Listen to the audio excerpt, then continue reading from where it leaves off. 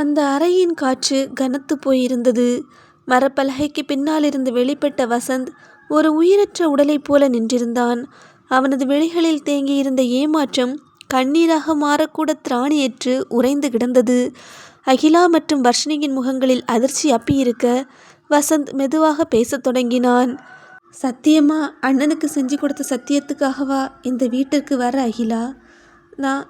நான் உனக்கு யாரு? உன் அண்ணன் மேலே இருக்கிற பாசத்தில் ஒரு துளியாவது என் மேலே இருந்துச்சா உனக்கு? இல்லை உன்னோட இந்த நாடகத்துக்கு நான் வர முட்டாளாக கிடச்சனா? அவனது குரல் மெல்ல மெல்ல உயரத் தொடங்கியது.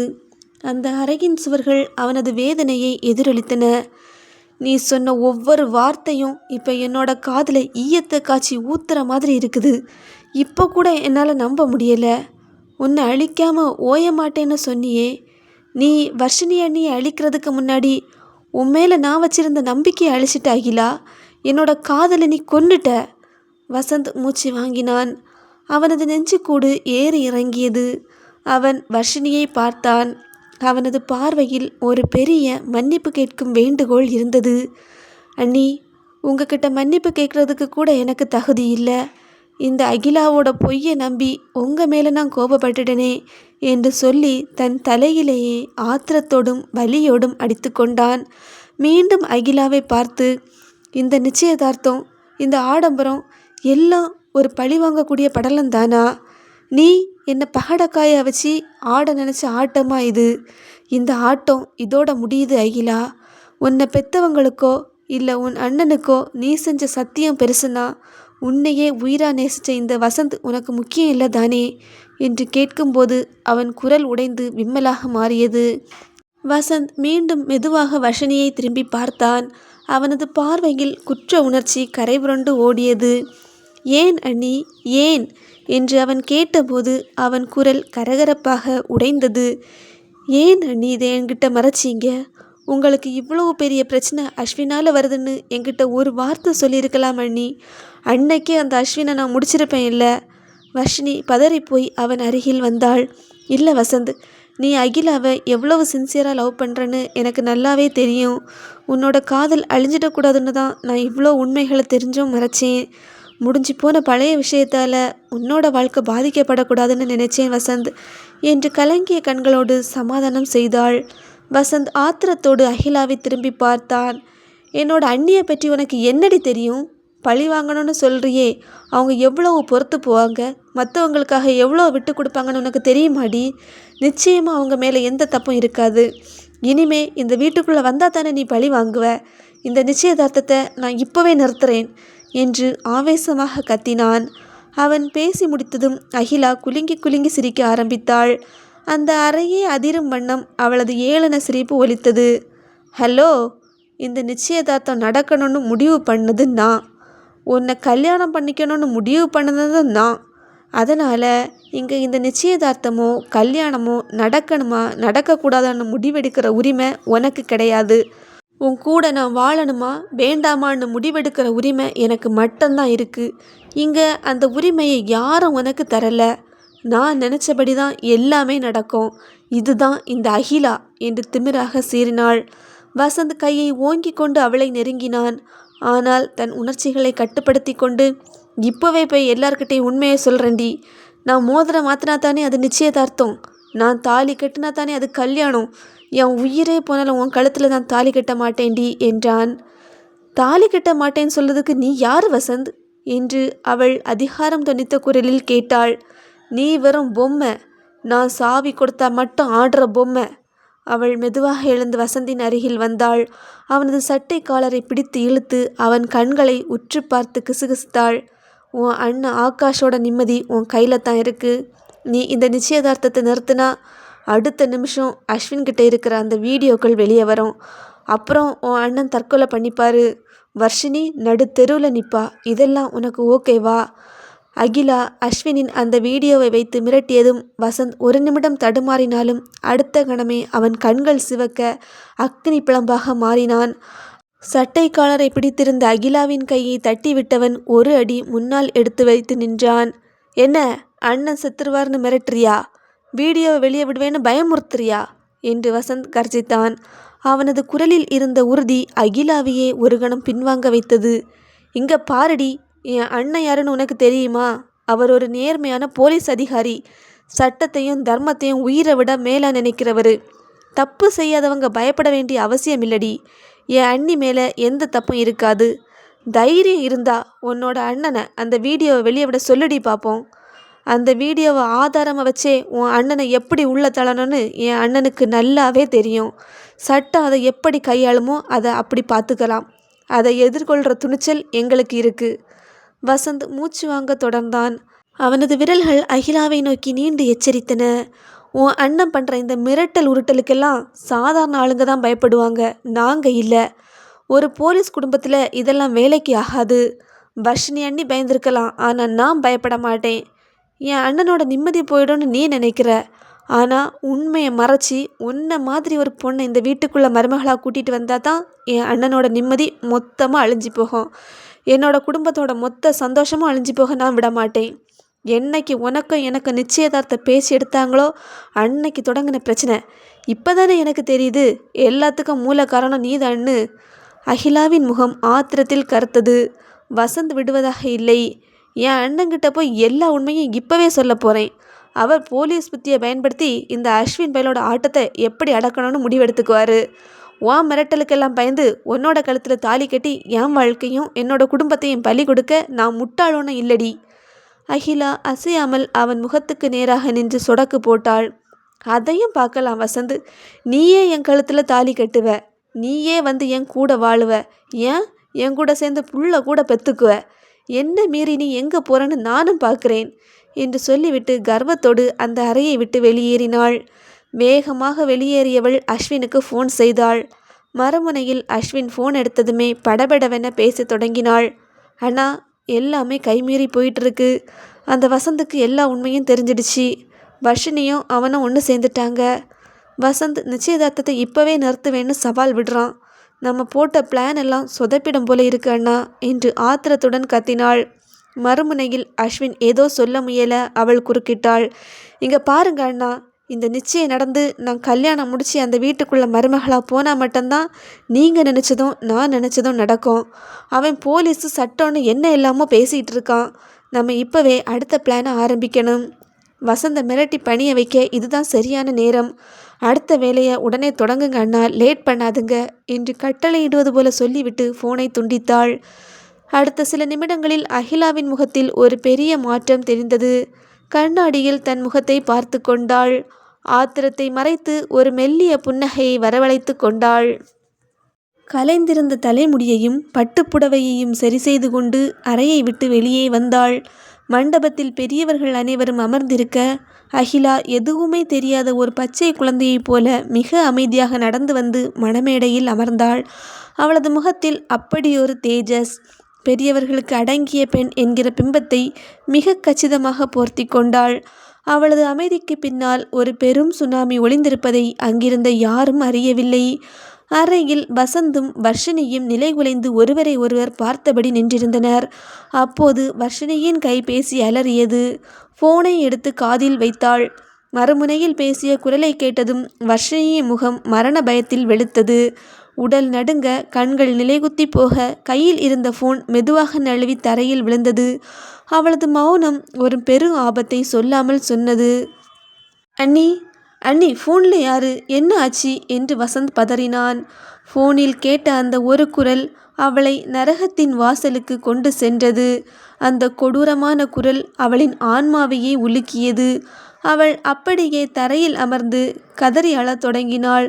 வசந்த் அவளை பிடித்து தூக்க முயல வர்ஷினியோ பேச்சற்று தன் கைபேசியை காட்டி விம்மினாள்.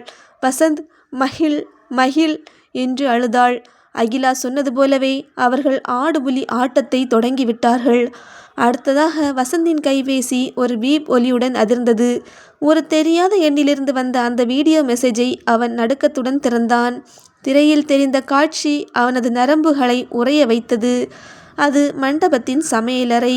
அங்கே திருமண விருந்துக்கான வேலைகள் பரபரப்பாக நடந்து கொண்டிருந்தன. ஆனால் சமையல் செய்பவர்கள் போல உடை அணிந்திருந்த இருவர் ஒரு ஓரத்தில் அமர்ந்து விளையாடி கொண்டிருந்த வர்ஷினியின் மகன் மகிழை வைத்த கண்ணெடுக்காமல் பார்த்து கொண்டிருந்தனர். அவர்கள் கையில் ஒரு பெரிய காய்கறி வெட்டும் கத்தி இருந்தது. ஒருவன் கேமராவை பார்த்து வஞ்சகமாக சிரித்தான். அந்த வீடியோவின் பின்னணியில் அஸ்வினின் குரல் ஒலித்தது.